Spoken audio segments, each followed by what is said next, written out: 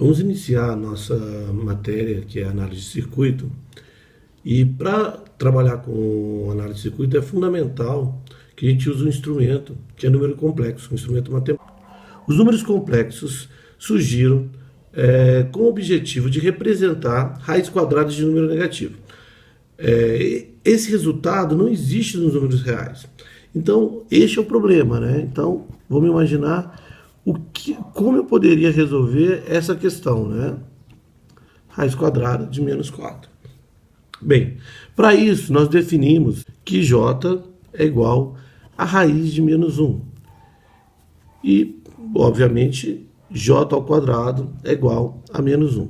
Bem, na matemática tradicional, e vocês estão vindo do colégio, né, vindo do segundo grau, normalmente vocês usam a letra I por conta de imaginário. Lembrando que na elétrica a gente usa muito o I para corrente, já é consagrado esse uso. Então, como a gente vai trabalhar durante o semestre muito com corrente e tensão, nós vamos usar sempre a representação do número imaginário como J e não como I. Basicamente essa é a diferença, tá bom?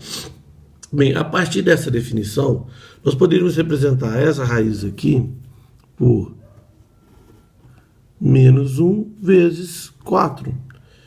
Separando, né, eu poderia fazer isso aqui, a raiz de menos 1 vezes raiz de 4.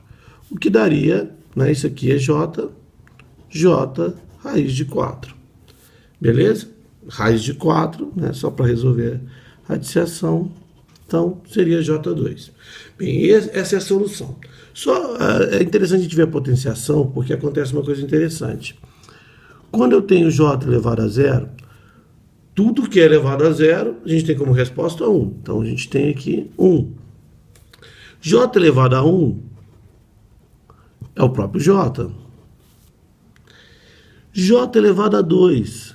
J elevado a 2, a gente já tem aqui na definição. Ó, J elevado a 2 menos 1, né? Porque a raiz quadrada de menos 1 ao quadrado dá menos 1. J3.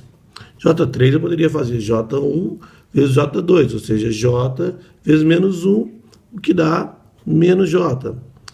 J4. J4 é J2 vezes J2. Então, menos 1 vezes menos 1 dá 1. J5.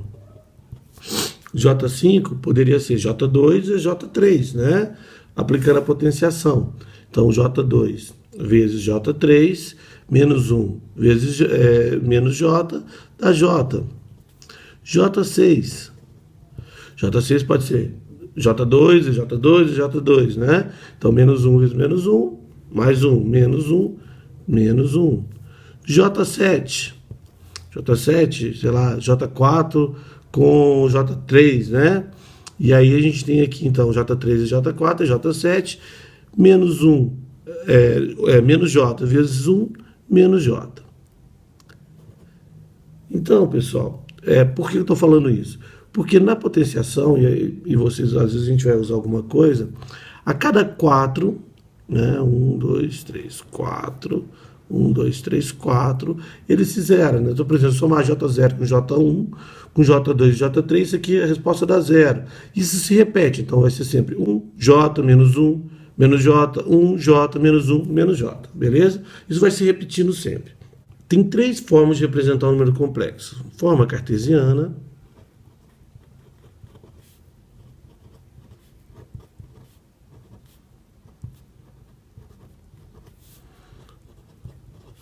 forma polar e forma trigonométrica.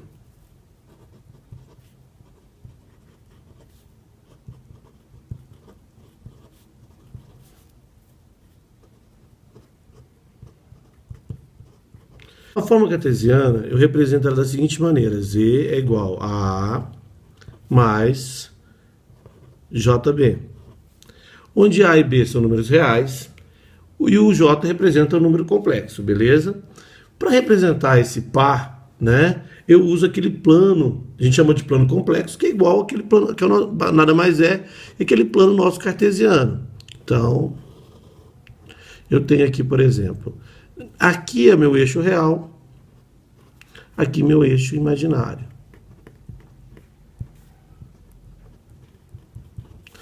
Então, vamos para representar esse número, né? Eu coloco, então vou imaginar que isso aqui seja A, que aqui seja B. Este é o ponto representado por esse número complexo. Vou colocar alguns exemplos, né? Então, Z1, 2 mais J2. Z2 igual 2 menos J2. Z3 igual menos 2 J mais J2. Z4, vamos colocar menos 2 menos J2. Beleza? Então, o que é Z1? Então, vamos contar aqui, ó. 1, 2, 1, 2. Então, esse aqui, ó, Z1, né? Ele está no primeiro quadrante, ou seja, aqui é 2, né? Aqui é 2. 2 menos J2. 2, então ele está aqui, menos J2, ó. Então, vou pegar 2 aqui. Então, vamos lá. Esse aqui é o Z2. É este ponto aqui. O Z3, 2, menos 2, então no real a gente tem menos 2. E o J positivo, ó. Então, ali no 2. Então, esse aqui, ó, seria o meu Z3. E Z4, só que é 2, menos 2 e menos 2, a gente tem aqui o Z4. Então, essa é uma maneira de eu representar ele no meu plano complexo. A gente chama isso de forma cartesiana. Veremos agora a forma polar. Na forma polar, eu vou pegar aquele inicial que a gente tinha, né, que era o A forma cartesiana e B.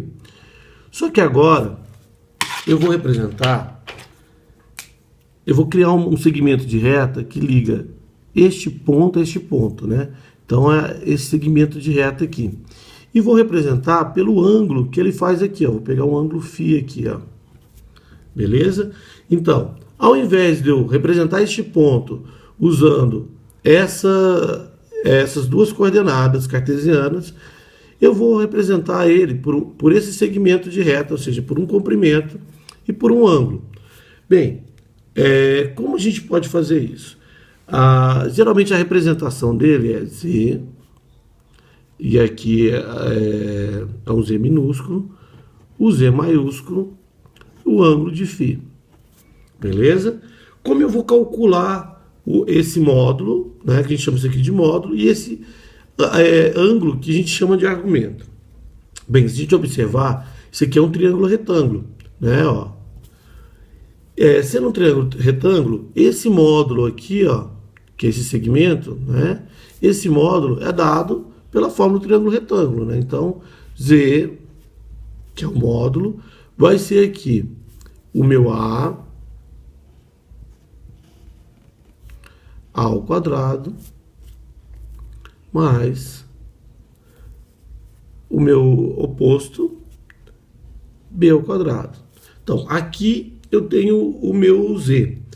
E o meu ângulo? Então, a gente tem que a tangente de φ é oposto sobre a adjacente, não é isso? Então, já convertendo, então eu tenho que φ vai ser o meu arco tangente, né, de, esse aqui sempre vai ser em módulo, de B, que é meu oposto, sobre o adjacente, que é o A. Ou seja, o meu imaginário sobre o meu real. Veja, daqui a pouco a gente vai fazer alguns exemplos. A gente pode calcular isso aqui tanto em graus quanto em radiano. Eu, a princípio, vou trabalhar tudo com graus. Depois a gente mostra como é que converte graus para radiano, para poder fazer de uma maneira ou outra. Beleza? Então, vamos agora, detalhe. Isso aqui sempre, como está em módulo, sempre esse resultado vai dar no primeiro quadrante. Quando não for no primeiro quadrante, nós temos que fazer as devidas correções. Vou fazer alguns exemplos e aí a gente vai fazendo as correções. Então, primeiro exemplo, vamos colocar aqui, né? Z é igual, vou colocar 2 mais J3, né, no plano no plano complexo. Só para ver, então aqui a gente tem 2 no real e tem 1, 2, 3 no imaginário. Beleza? Este aqui é a minha representação cartesiana. Vou colocar minha representação polar. Aqui e aqui o meu ângulo φ. Bem, no primeiro quadrante é só isso mesmo, é só calcular. Então vamos ver quanto que vai dar isso aqui, ó. Eu tenho para calcular meu módulo. Então, 2 ao quadrado mais 3 ao quadrado, que é igual a 4 mais 9, que é igual a raiz quadrada de 13. Beleza? Bem, aqui está o meu módulo. E para me achar o ângulo que ele forma aqui, para me achar o ângulo, aqui é meu arco tangente.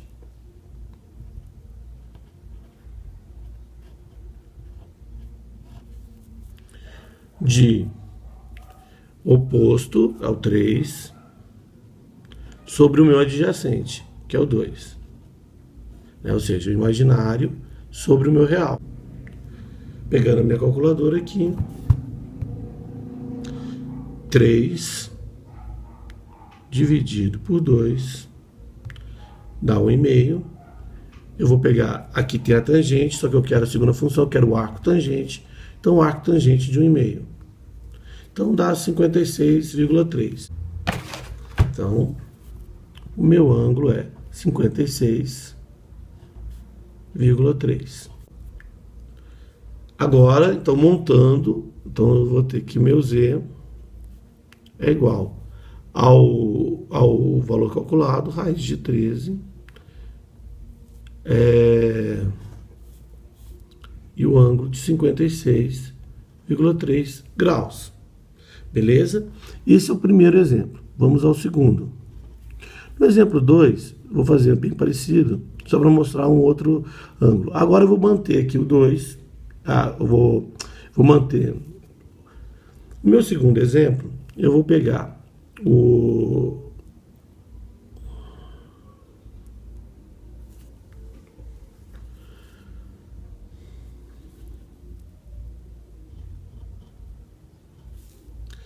Vamos ao segundo exemplo. Nele eu vou pegar o meu real, colocar ele negativo, e vou manter aqui o meu imaginário.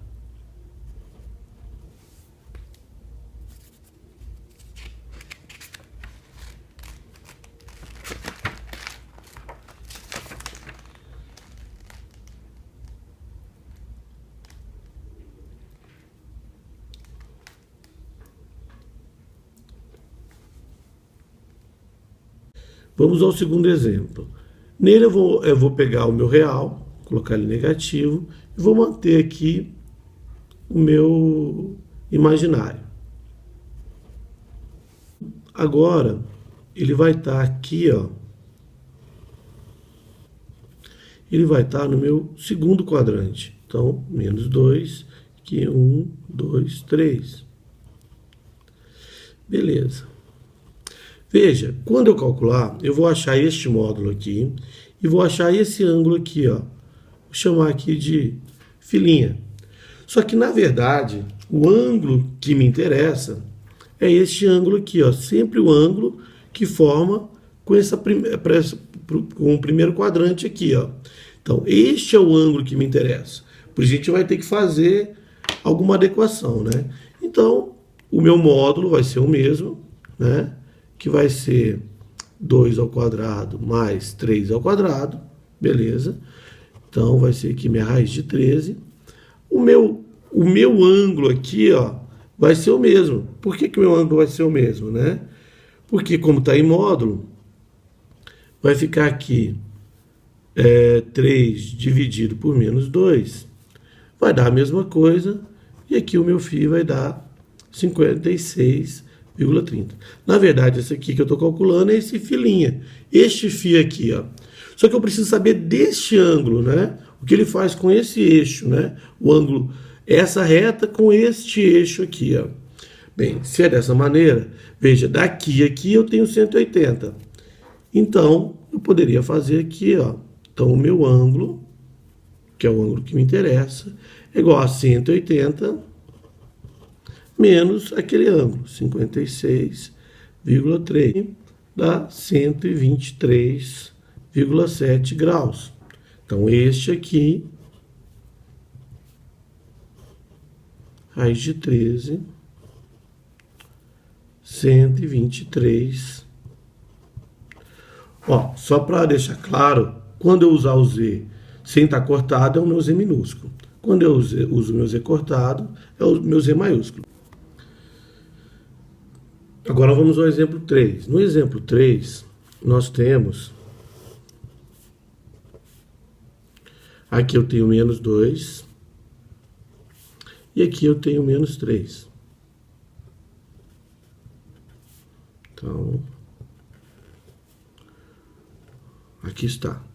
Esse aqui é o ângulo, né? O meu φ aqui. Beleza? Bem, veja, esse ângulo aqui também não é o ângulo que eu quero, né? Então eu tenho duas opções. Ou eu calculo este ângulo saindo daqui até aqui, né, que seria 180 mais esse ângulo, ou eu faço o ângulo, né, pegar daqui, ó, ou eu posso calcular também esse ângulo aqui, ó. Beleza? Este ângulo aqui também é o ângulo que faz isso aqui, só que é um ângulo negativo. Então, eu posso pegar este aqui, né, menos 180. Aí eu vou achar o meu ângulo negativo aqui, ó. Então, se eu pegar aqui o φ menos 180, né, que aí seria isso aqui tudo, eu tenho meu ângulo negativo aqui, beleza? Então, pode ser uma das duas opções. Então, vamos fazer aqui. Eu tenho aqui o módulo, não vai mudar, né? Então, o módulo não muda, maiúsculo aqui. Então, vai ser raiz de 13. O arco, o φ, né? Que a gente chama esse φ' aqui, também não muda, é igual a 56,3 graus. Agora, se eu quero esse aqui, então vai ser 180 mais este ângulo, 56,3, que é igual a 236,3 graus. Ou eu posso fazer que meu ângulo negativo aqui vai ser, é uma outra opção, vai ser este ângulo, que é o 56,3 menos 180, que vai ser este ângulo todo aqui, que dá menos 123,7. Então eu posso representar o meu Z, pode ser raiz de 13, ângulo de 236,3 graus, ou eu posso representar ele por raiz de 13, ângulo de menos 123,7. No 4. Nele, eu tenho o meu real aqui no positivo, o imaginário aqui no negativo. Eu tenho aqui, ó. Nesse aqui, o ângulo que eu formo é este. Ou seja, é menos o ângulo que eu tinha aqui, ou 360 menos ele. Então, o resto é tudo igual, né? O módulo é 13. O φ', né, que esse aqui, o φ' é igual a 56,3. Aí eu posso ter ele negativo, né, que é para baixo só, né, ele estava aqui, é só ele negativo. Então, eu posso pegar, dizer que é menos 56,3, ou fazer o φ, que é igual a 360 menos 56,3. E aí, representando, então, o meu Z vai ser igual a raiz de 13 ângulo de menos 56,3 graus, ou posso representar esse número por raiz de 13, ângulo de 303,7 graus. Beleza? Só queria falar sobre mais duas possibilidades. Bem, veja, se eu tiver apenas real, né? Então, isso aqui é 5. Como é isso? Bem, primeiro que o módulo vai ser o próprio 5, correto? Só que 5 ele vai estar aqui, ó. Então, qual é o ângulo? É 0. Se por acaso for só imaginário positivo, qual é o ângulo? 90. Se for só real, negativo, vai ser 180. Se for só imaginário negativo, vai ser menos 90. Então, quando ele está sobre o eixo, o módulo, ou seja, quando ele é puramente real, só tem componente real, ou ele é puramente imaginário, o módulo vai ser esse que só tem 1, né? Então o número raiz quadrada de apenas um número ao quadrado é o próprio número. Então sempre o módulo vai ser esse.